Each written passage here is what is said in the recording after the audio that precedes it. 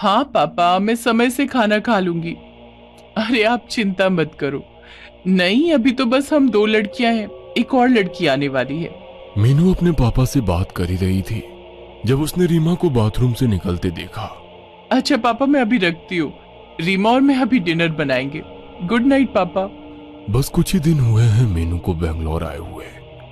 College खत्म होने के बाद उसने आईटी सेक्टर में जॉब ले लिया। नए शहर में इंसान बहुत जल्दी अकेला पड़ जाता है, इसीलिए मीनू को जब इस गर्ल्स हॉस्टल के बारे में अपने ही ऑफिस कॉलीग रीमा से पता चला तो वो भी इधर शिफ्ट हो गई। मकान मालिक ने यह घर वर्किंग वुमेन के लिए हॉस्टल जैसा बनाया है। पहले और दूसरे माले पर 4 लड़कियां रहती हैं और तीसरे माले पर रहती हैं मीनू और रीमा। लेकिन उनके बाजू वाले कमरे में एक और नई लड़की आने वाली है। दिन भर ऑफिस का काम करके दोनों ही बहुत थक चुकी थी, इसलिए वो गरम गरम फुलके वाली रोटी और चिकन बनाने में लग गई। मीनू और रीमा थोड़े से टाइम में ही बहुत अच्छे दोस्त बन गए हैं। वो बातें कर रहे थे और खाना बना रहे थे कि तभी अचानक मीनू ने गेट खोलने की आवाज सुनी। कोई सीढ़ियों से चलकर ऊपर आ रहा था। शायद नई लड़की आ गई। ये कहते हुए रीमा दरवाजा खोलने के लिए गई। फिर जैसे ही उसने दरवाजा खोला उसे एक अजीब सी बेचैनी हुई। चलने की आवाज धीरे धीरे पास आ रही थी। रीमा की दिल की धड़कन तेज हो गई। आवाज पास आती गई और धड़कन बढ़ती गई। किचन में अकेले खड़ी होकर मीनू सोच ही रही थी कि रीमा को इतना टाइम क्यों लग रहा है। तभी उसने पीछे मुड़कर देखा। रीमा दरवाजे पर खड़ी थी और उस तीसरी लड़की का कोई नामो निशान नहीं था। गैस को धीमे करके मीनू भी रीमा के पास आ गई। क्या हुआ? मीनू ने पूछा। तूने भी पैरों की आवाज सुनी ना? रीमा ने कहा। हाँ सुनी तो थी, फिर कोई अभी तक ऊपर क्यों नहीं आया? दोनों की आंखें अंधेरी सीढ़ी की तरफ अटकी रही। पैरों की आवाज अब बंद हो गई थी। चल नीचे चलकर देखते हैं, मीनू ने कहा। दोनों लड़कियां सीढ़ी से थोड़ा नीचे उतरी और फिर ऊपर से झांक कर देखा। एक लड़की दूसरे माले के स्टेयरकेस पे खड़ी थी। ऊपर से देखने पर लड़की का घुंघराले बालों से ढका हुआ सर नजर आ रहा था, लेकिन उसका चेहरा देख पाना मुश्किल था। उस लड़की के एक हाथ में सूटकेस और दूसरे हाथ में उसका फोन था। वो फोन पर अपनी मां से बात कर रही थी। ध्यान से सुनने पर उसकी बातें सुनाई पड़ रही थी। हाँ माँ, खा लूंगी, आप अपना ध्यान रखना, जल्दी ही मिलती हूँ। रीमा और मीनू दोनों उसको ऊपर से चुपके चुपके देख रहे थे और उसकी बातें सुन रहे थे। तभी अचानक लड़की ने सर उठाकर ऊपर देखा। ये चीज इतनी जल्दी हुआ कि मीनू और रीमा पकड़े गए। उस लड़की की आंखों में कुछ अजीब था, जिससे उसके साथ आई कांटेक्ट होने पर शरीर में जैसे कपकपी दौड़ गई। गुस्से से देखते हुए वो लड़की धीरे धीरे ऊपर आ गई। मीनू और रीमा दरवाजे पर अपनी ऑकवर्ड स्माइल लेकर खड़े रहे। लड़की उनके सामने आकर बोली, क्या तुम लोग मेरी बातें सुन रहे थे? सिचुएशन को कंट्रोल में लेने के लिए मीनू ने झट से जवाब दिया। नहीं, हमने सीढ़ियों पर किसी के चलने की आवाज सुनी तो दरवाजा खोलने आ गए। लैंडलॉर्ड अंकल ने बोला था कि तुम आज आने वाली हो। मीनू की हाँ में हाँ मिलाते हुए रीमा ने कहा, हम बस तुम्हारा ही इंतजार कर रहे थे। ये मीनू है और मैं रीमा। नई लड़की ने शक भरी नजरों से दोनों को देखते हुए कहा, मैं जामिनी। इससे पहले कि और बातें हो पाती, जामिनी अपना सूटकेस लेकर सीधा अपने रूम में चली गई और जोर से दरवाजा बंद कर दिया। बड़ी ही अजीब लड़की है ये तो, रीमा ने कहा। नई नई आई है, शायद फैमिली को मिस कर रही है। चलो खाना खाकर सो जाते हैं, कल सुबह मीटिंग के लिए जल्दी उठना है। मीनू किचन में वापस चली गई। खाना खाकर दोनों लड़की गहरी नींद सो रही थी। अचानक प्यास लगने पर मीनू जाग गई। पानी का जग मेज पर रखना वो भूल गई थी। रीमा गहरी नींद में उसी के बाजू में सो रही थी। कहीं उसकी नींद भी टूट ना जाए ये सोचकर मीनू बिना लाइट ऑन किए किचन की तरफ चलने लगी। किचन के बाजू में ही जामिनी का कमरा था। उसका दरवाजा तब भी बंद था। किचन से पानी पीकर मीनू अपने रूम की तरफ लौट ही रही थी कि तभी उसे किसी के फुसफुसाकर बात करने की आवाज सुनाई दी। ध्यान से सुनने पर समझ आया कि आवाज जामिनी के कमरे से आ रही थी। मीनू ने मन ही मन सोचा, ये लड़की इतनी रात गए किससे बात कर रही है? एक कौतूहल मीनू के मन में जागी। बहुत आहिस्ता से, थोड़ी सी भी आवाज किए बिना मीनू जामिनी के दरवाजे तक पहुंची। फिर उसने हॉल से रूम के अंदर झांक कर देखा तो जामिनी बेड पर बैठी है। उसके खुले काले बाल हवा में उड़ रहे हैं और उसके सामने टेबल पर एक कैंडल जल रही है। जामिनी हाथ में एक फोटोग्राफ पकड़े हुए बेड पे बैठे बैठे झूल रही है और पागलों जैसे बड़बड़ कर रही है। उसके शब्द अच्छे से सुनाई नहीं पड़ रहे हैं, लेकिन उसका ऐसा झूलना काफी डरावना लग रहा है।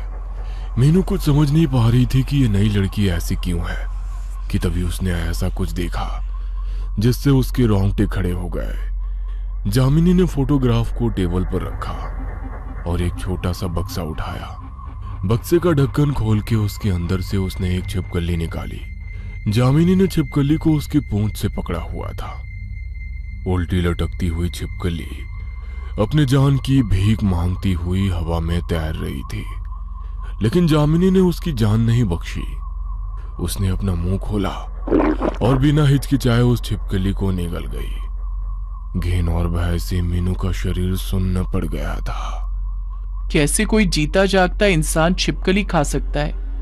कुछ तो गड़बड़ है इस लड़की के साथ। तभी अचानक जामिनी ने मीनू की तरफ सर घुमाया।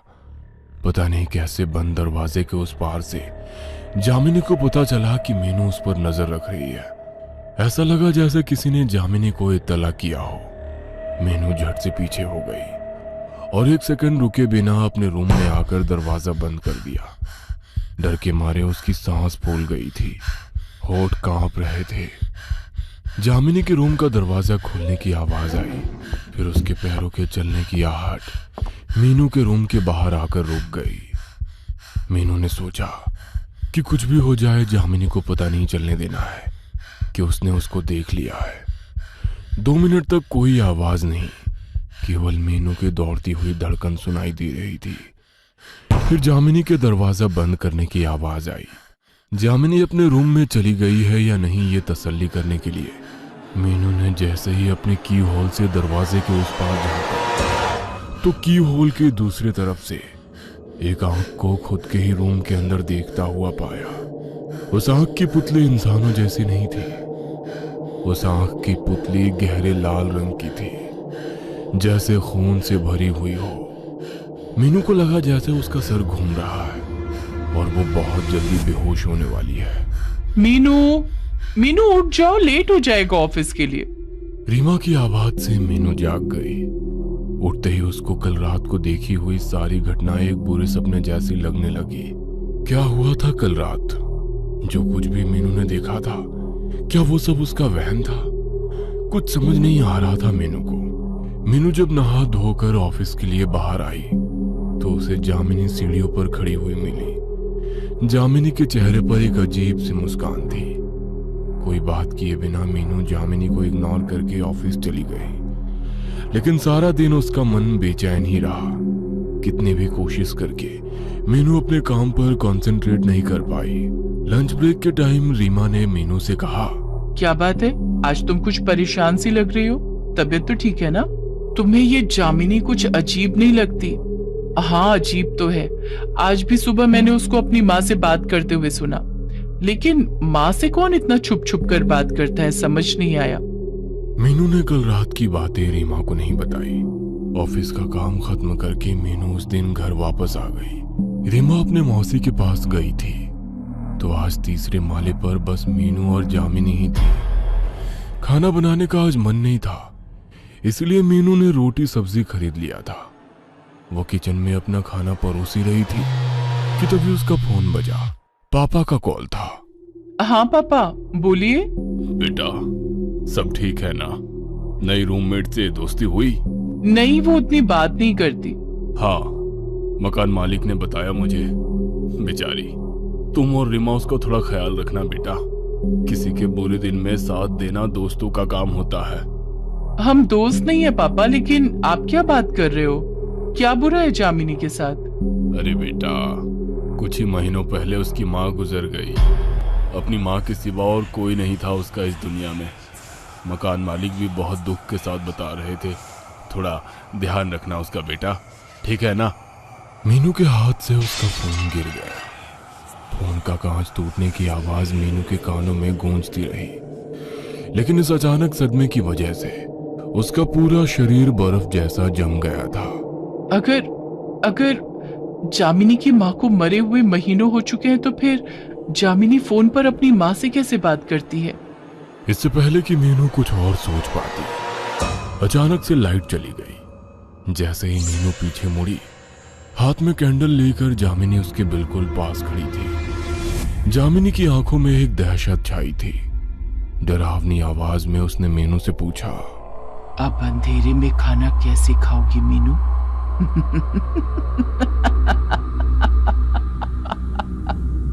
जामिनी को खिलखिलाकर हंसते हुए देख मीनू का गला सूख गया।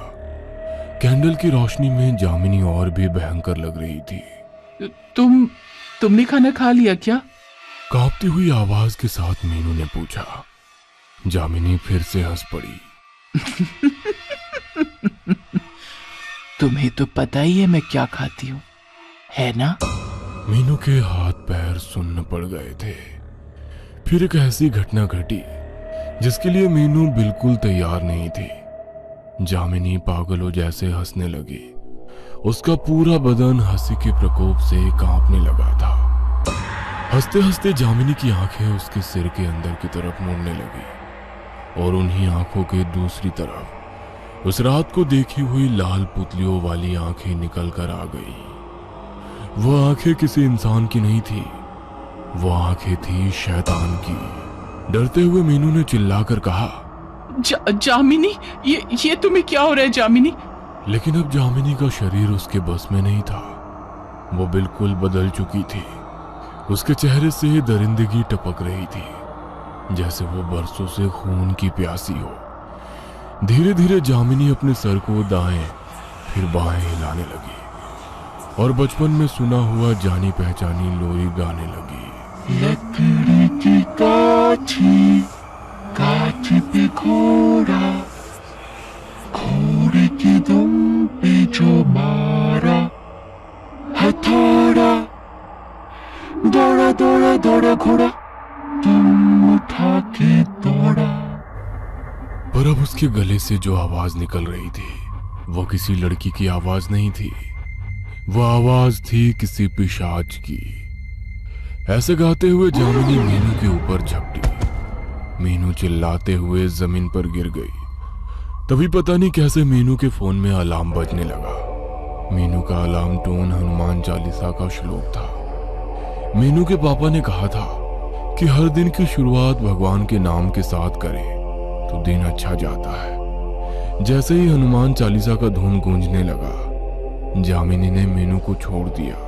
जामिनी अपने कान को अपने हाथों से भींचने लगी, जैसे वो पिशाच जामिनी के अंदर से बोल रहा हो, बंद करो, इसे बंद करो। जामिनी का शरीर जमीन पर पड़े हुए कांपने लगा। उसके मुंह से काला खून निकल कर आने लगा। कुछ देर बाद जामिनी बेहोश हो गई। 2 दिन बाद जामिनी की अस्पताल में आंखें खुली। उसको कुछ भी याद नहीं था। डॉक्टर के मुताबिक जामिनी को अपनी मां के गुजर जाने के गम में दिल का दौरा पड़ा था।